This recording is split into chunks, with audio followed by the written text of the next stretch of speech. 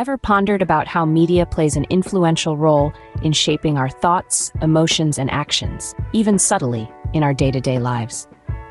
This is the question we delve into today, as we explore the hidden strings of media puppetry that subtly control our perceptions and behaviors without us even realizing it. From the humble beginnings of radio broadcasts to the full-color spectacle of television, media has been our constant companion, whispering sweet nothings into our ears, painting vivid images before our eyes, and molding our minds with its ceaseless chatter. It's a symbiotic relationship, with us feeding on the information it provides, and it, in turn, feeding on our attention and reactions. Consider the simple act of watching a movie. A well-crafted screenplay and a compelling narrative can sweep us off our feet, transporting us into the world of the characters. When the movie ends on a high note, we're left with a warm, fuzzy feeling inside, a sense of joy that lingers long after the credits have rolled. On the flip side, a movie with a bleak, violent, or sad ending can leave a heavy cloud of melancholy hanging over us. The characters might be fictional, the story might be a figment of someone's imagination, but the emotions they evoke in us are as real as they can get.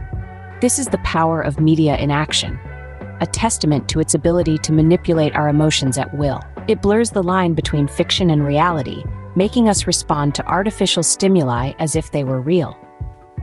It's a fascinating phenomenon, a subtle form of mind control that we willingly subject ourselves to. So the next time you find yourself laughing, crying, or feeling a surge of anger while watching a movie, remember, it's not just the story or the characters that are pulling at your heartstrings. It's the invisible hand of media, skillfully playing with your emotions, shaping your thoughts, and influencing your actions. We know it's only a movie, yet we allow ourselves to be swayed by these feelings, proving how media can play with our emotions. So is media a powerful tool for storytelling and entertainment, or is it a puppeteer's string, subtly guiding our thoughts and actions? That's a question we'll continue to explore in the coming scenes. Have you ever considered how record companies have utilized hip-hop as a weapon against humanity? A powerful question, isn't it? But to delve into the depths of this question, we need to examine hip-hop's roots and its evolution. Born out of systemic oppression and hardship, hip-hop emerged as a voice for the voiceless, a beacon of expression for those who felt unheard. It was a reflection of the grim reality faced by many, particularly the Black community living in the projects, whose lives were often characterized by violence, hate, and drugs. Their voices resonated through the beats and the rhymes, painting a vivid picture of their day-to-day struggles. This raw, unfiltered narrative quickly caught the attention of the record companies, who saw an opportunity.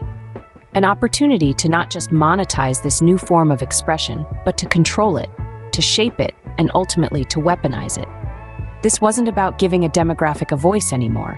It became about amplifying the negative aspects of their lives, reinforcing stereotypes, and feeding into the cycle of systemic oppression. The powers that be were well aware of the potential impact. They knew that music, as an art form, has a profound influence on its listeners. It can shape thoughts, influence behavior, and mold perceptions. They understood that the narrative of violence, hate, and drugs, when packaged in the form of catchy beats and clever rhymes, could become a powerful tool for control. And thus, hip-hop, which was once a beacon of expression, was weaponized, used as a tool to perpetuate a narrative that served the interests of those in power.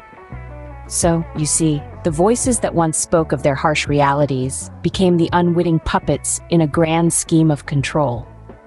Their reality was exploited, their voices manipulated, and their art form weaponized. Music is an art form, a reflection of life. But when life is hard, the art can become a mirror of that harsh reality. But who holds the mirror and who controls the reflection?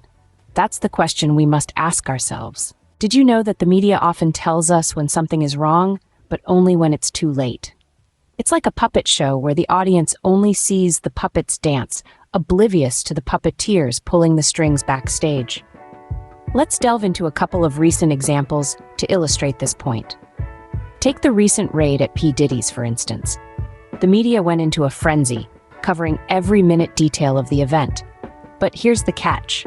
These parties have been a staple of society for 2 decades, attended by politicians, celebrities, and industry bigwigs. Yet the media remained silent until the raid. Why? Was it because the puppeteers didn't want us to know? Or was it because we were too engrossed in the puppet show? Now let's consider another scenario. Aaron Hall from the group Guy, a well-known figure, confessed about his relationship with his underage baby mother. Mary J. Blige was alleged to have slept with Danny Boy when he was 15. One of the Me Too movement founders, Asia Argento, was caught with a minor, yet the media was silent. It's a chilling reminder that the media can choose to amplify or mute the voices they want. It's as if they have a remote control that can tune in or tune out the narratives they wish to promote or suppress. So, who are these unseen puppeteers? Are they the ones who control the narrative, dictating what we should know and when we should know it? Or are they simply silent observers watching us react to the stories they feed us? It's a question we need to ponder upon. However, one thing is clear. The media's role isn't just to inform us. It's also to shape our perception, our thoughts, and our actions. It's a powerful tool that can either enlighten us or manipulate us. And we, the audience, need to be aware of this power. Are we simply turning a blind eye, or are we oblivious until the media decides to tell us? It's time to open our eyes and see beyond the puppet show. It's time to question, to probe, and to seek the truth. Because in the end, it's not just the puppets that dance, but also the audience that sways to the puppeteer's tune. How much control do you think the media has in your life? It's a question worth pondering. Every day, we engage with different forms of media, from checking the weather to indulging in the latest gossip.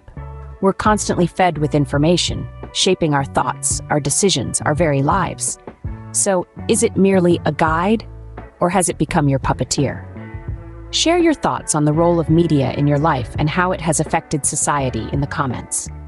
If you find this topic intriguing, hit the subscribe button